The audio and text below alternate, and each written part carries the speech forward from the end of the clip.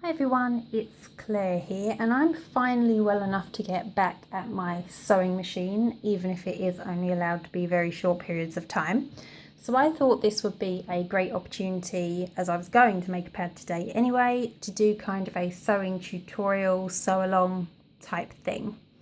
So if you have not already, I really suggest that you watch my sewing tips video, as some of the stuff that's covered very briefly here in a moment is covered a lot more detailed in that video, so you can get yourself really set up and in a good position to sew. If you've already seen that video, then let's get along with this one. So to sew along with me or to watch what I'm doing, I have all my pieces already cut out, so you will need your topper, which I have got here. Make sure you iron your topper so that it's nice and crease free. You will see it's got an extra bit for a turning tab here so it can be turned nice and neatly, and I have drawn on my sew line. My actual pattern, this is a 14-inch. This is my own pattern. As you can see, doesn't have the sew line, but if you watch the video I just previously mentioned, you'll learn more about the sew line and how to put one on. So I've just drawn on a sew line so we can use this as an example for anyone who's brand new to sewing cloth pads. So that's your topper. You will also need your backer. For the purposes of this video, I am using cotton cord, and I'm also choosing to put a layer of PUL inside. I also have my core here. I have used clips and pins just to show an example of both, because you may only have pins at home or you may just have clips at home. So I thought I would just do both so you could see. I'm using Zorb 1 and bamboo fleece today for my core to make a heavy. Now, some of my friends have recently started sewing pads, and one thing they've come back to me and said is they really hate sewing with bamboo fleece because they end up with a core once they've stitched it that's actually bigger than their template and doesn't fit inside their pad. So I don't have that problem so much with bamboo fleece, but I have experienced it with Zorb 2. So what I came up with, and have since passed on to my friends and they've tried out, is cutting my top core or any other fabric that you're going to have on the top for your core to the size you want, and then cutting the bamboo fleece, Ellen's been up here again, bamboo fleece slightly larger so you can trim it afterwards and get a nice neat core that's the exact size you want. If you're just using bamboo fleece, then draw one of your core onto the bamboo fleece and cut them out a tad larger, so you've got a line, a sew line to keep within and a sew line to cut out on. I hope that makes sense. Okay, so this is what I have here, my Zorb 1, 2 layers of bamboo fleece. So I will be back in a moment at the sewing machine. Right, we're back. So as you can see, my sewing machine is all threaded up and ready, and I have popped the core under the presser foot. This large foot, if you're wondering what it is actually a walking foot. You don't have to have one of these, and if you've got a normal foot, it just works exactly the same. This just has a few more grippers on it and is something I have on my machine constantly for all my sewing projects. So all I'm going to do now is set my machine to the zigzag stitch, like so, and go round the edge of the Zorb piece we've cut out on top with our zigzag stitch until we've completed it. Now you'll want to do a start stitch, like a back stitch in the beginning, if your machine doesn't do it automatically.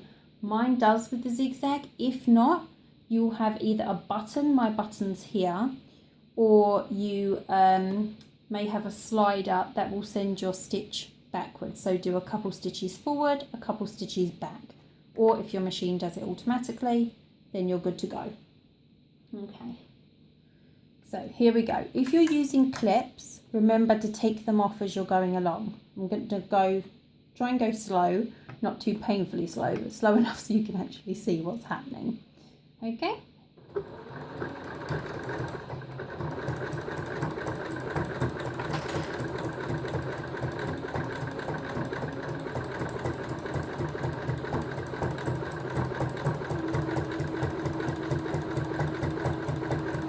And as you can see, I'm staying on the Zorb topper. I'm not going over the edge. And I'm just following it around. Now, if you have trouble with corners and are not used to sewing, put your needle down. I have a button on mine that does that, so I'll just pop the needle down. You will turn the side thing. What's it called? Side thing? That's not good. You have like a turning knob on the side. Push that down, it'll send your needle down. Then you can lift the presser foot and slightly change the angle that you're sewing in. And then you start again. And again, as you're coming up to the corner, you might want to lift your presser foot, turn, and then put your presser foot down again.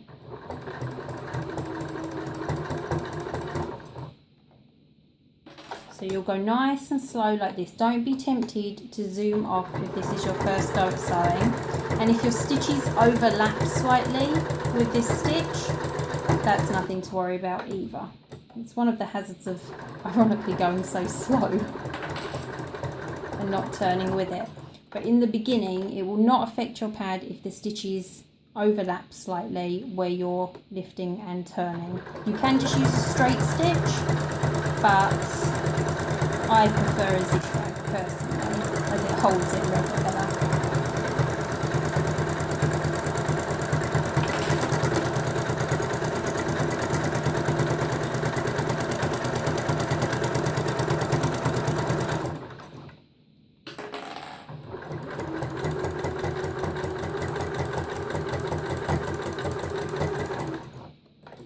I know I'm steaming off a bit, but I don't need to be sitting there forever watching me, so.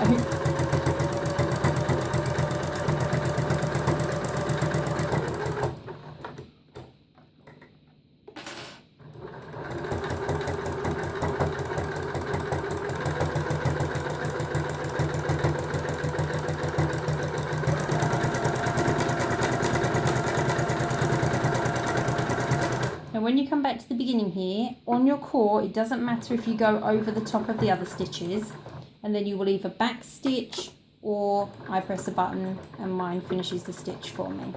Okay. So then cut your thread. If you've got pins, you can take your pins out now.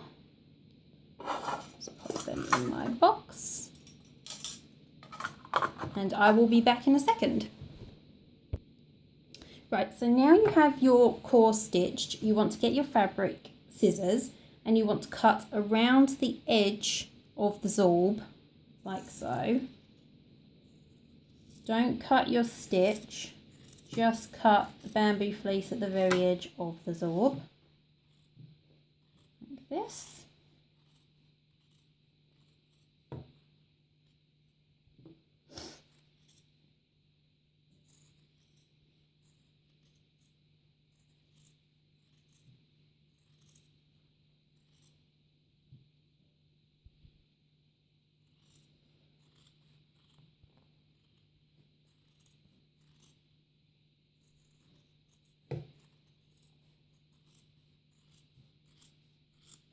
There we go.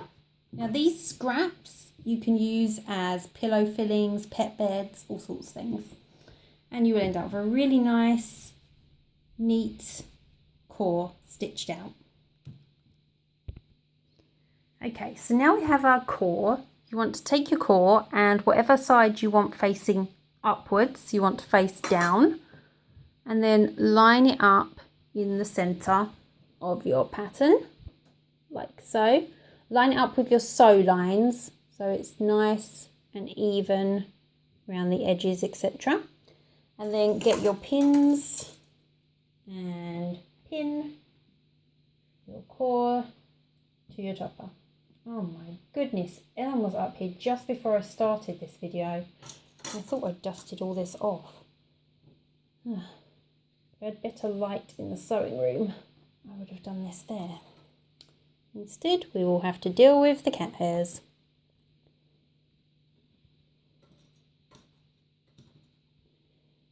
Okay.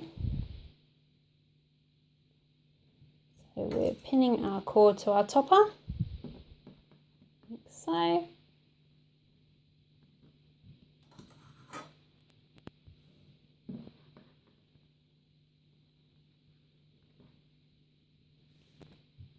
There we are, like that. Okay, now you want to stitch your core to your topper.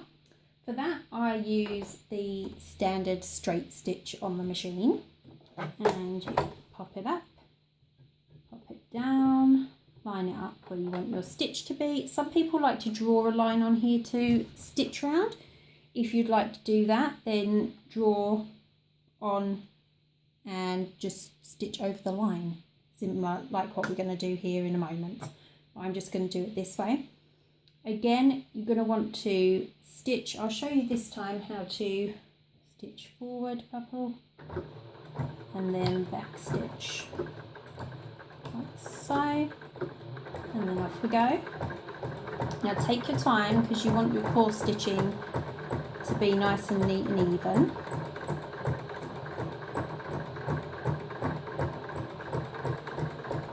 You can go as slow as you want. Don't worry, there's no one there watching you, so it doesn't matter how long it takes you.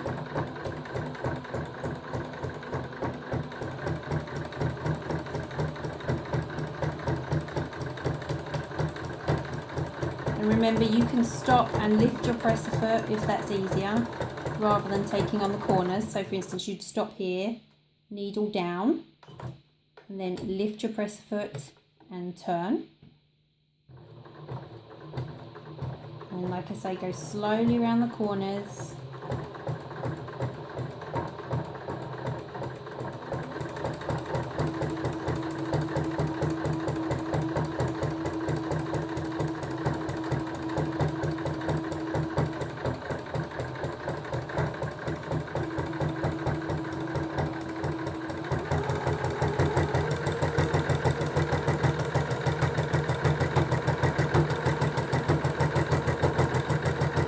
Another thing to make note of is make sure your wings are out, because it's very easy for one to tuck under and then before you know it you've actually stitched it down. That happens more than you would think.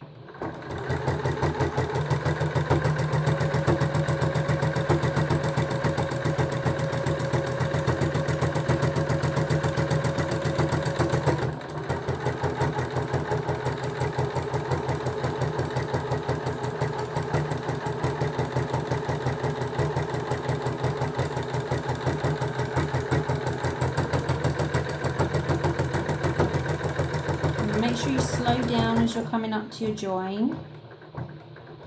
Join the two lines together, back stitch a couple of stitches, and you've now stitched your core to your topper. Yay! Okay. Right, so there's our core on our topper. You want to take out your pins or clips, whatever it is that you've used, like so. Bits of fluff. It's from the cord. Cord tends to fluff when you cut it. You want to trim your ends like so. And ta-da! Your core is now stitched to your topper. So now you want to get your backer, and if you're using it, your PUL. So first things first is PUL, shiny side down to the table, like so. Then you want to get your backer, and the side you want facing out, so the nice side you want facing up, and the side you want to be on the inside faces the PUL, like so. Try and line it up like so. It's a very awkward angle. Then you want to take your topper, turn it upside down, and pop that and line that up. So I'm just going to line that up now and clip around the outside, and then I will be back. Okay, we're back. So as you can see, these are clipped together. Your shiny side of the PUL is out if you're using it. If not, your topper and backer are face to face and pinned or clipped depending on what you're using. Now when we start stitching, you're going to want to start near your turning tab, right on the edge of it here, and we're going to go forward, do some back stitch, forward, do some back stitch. This makes it nice and strong so that when you turn it's not going to come apart or fray. Okay, so let's get started. Lift up the press foot. Again, we're using the straight stitch here for this, like so. So line up your foot and pop the presser down. There we go, like so. And you want to line it up with your stitch line that we've pre-drawn on, so it's nice and easy for you to follow, and you'll get a much more clean looking end pad. Then you want to pop your needle down like so, and we want to go forward a couple, back a few, forward again, back again. This is a good tip so that your seam doesn't come apart when you try to turn. Then you can go nice and slow until you're used to it, and take off your clips as you go, or take out your pins as you go depending on what you're using, and go nice and slow following your line that you have pre-drawn. Now remember, when you get to the corners you can lift and turn. I know at the start you might think, wow, this is going to take a time because you're stopping and you're turning like this. I'm trying to show you how you would be doing it if you've not done it before. But as with anything, sewing is the same, and it really just takes practice. The more you do it, the quicker you'll find that you're able to go, and the steadier you'll be, and you'll just find it easier. It's really annoying because I've got this camera on a stand and the peg keeps hitting it.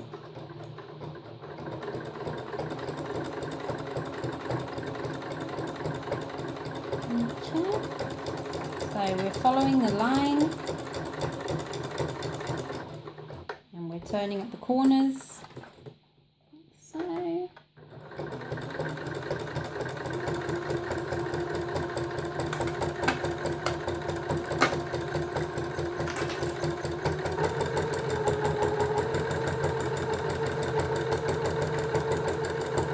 when you come to a sharp corner like at the wing here, you want to go along, finish there, lift up your foot. Now you may need to, regardless of what foot you've got, a walking foot or a normal press foot, you may need to lift your lever so that your foot can come up on top of the core, like so. Then when you're lined up, press the foot down.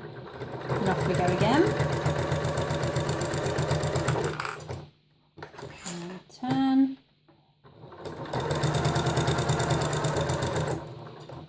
and turn,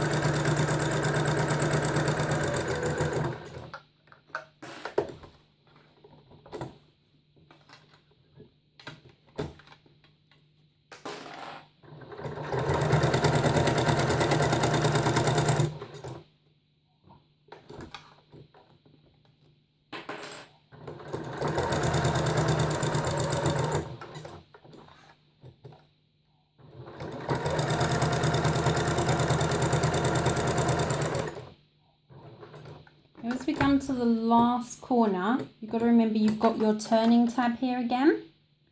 So you're going to want to come up to the edge of where your turning tab is and then do the back stitching again. So we're going to come up, and so, stop and back stitch, forward and back stitch, lift your needle, and you are done. Okay.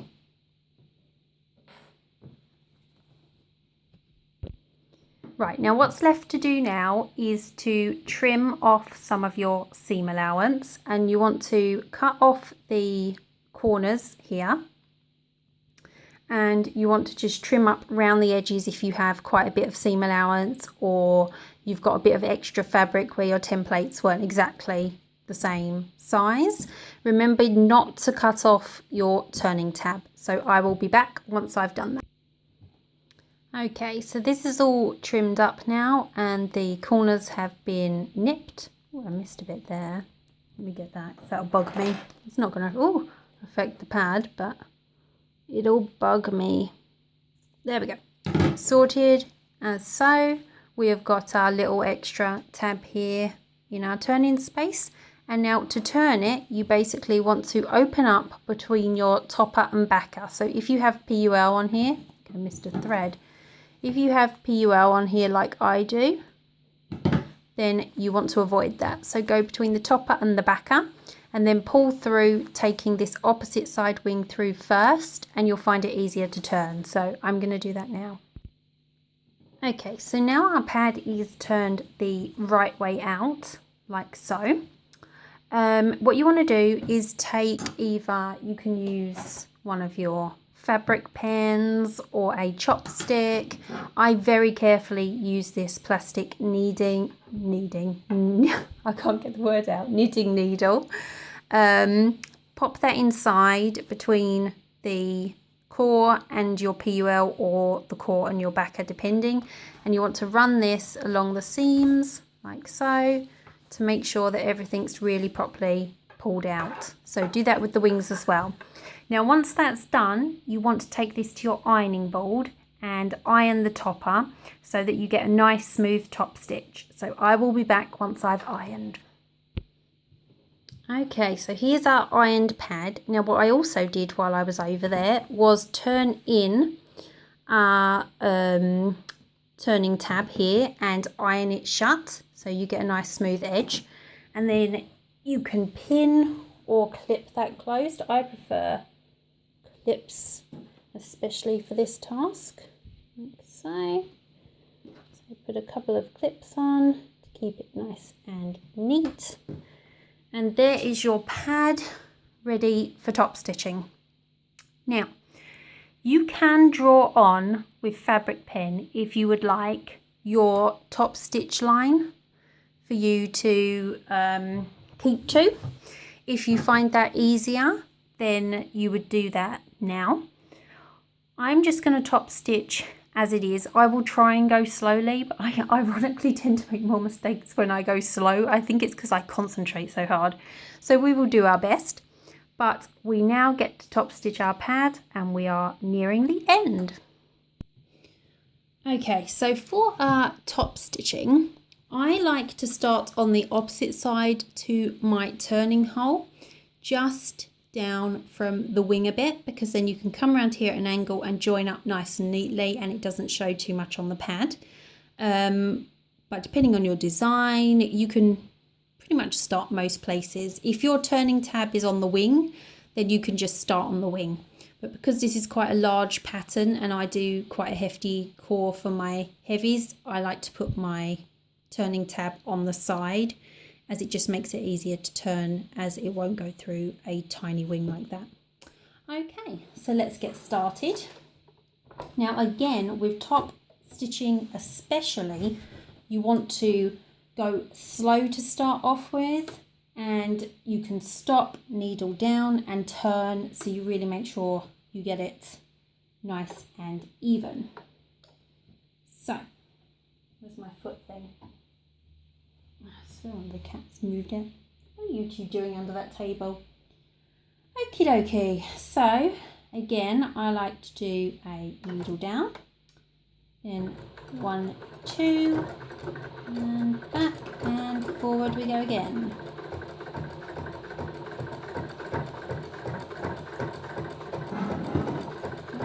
Scissors. Now go as slow as you need to. This I feel is quite slow, but if you need to go slower than this, then do that, don't worry. And again, when you come to the corners, if you need to, turn like so. Especially if you're going slow, I think it is kind of handier to stop and then turn, to be honest.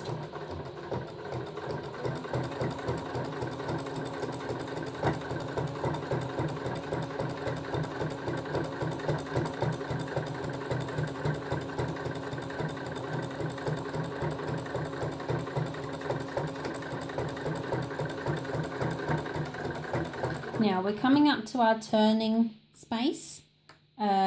So remember to take your clips off once. I was just zooming around and just for some reason just headed right at a clip. I have no idea why I did that. You might want to go a little bit slower over this part. Hold your turning bit with your finger.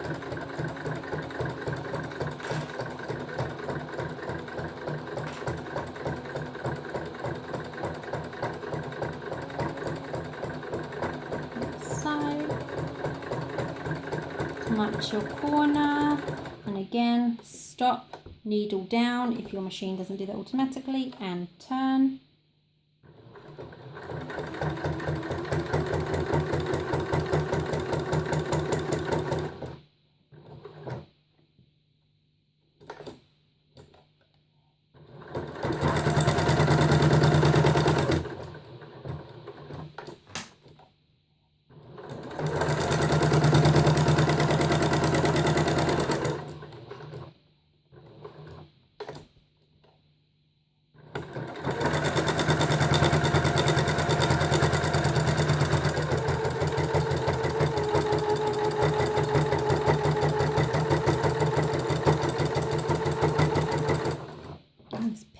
Where did that come from? Oh.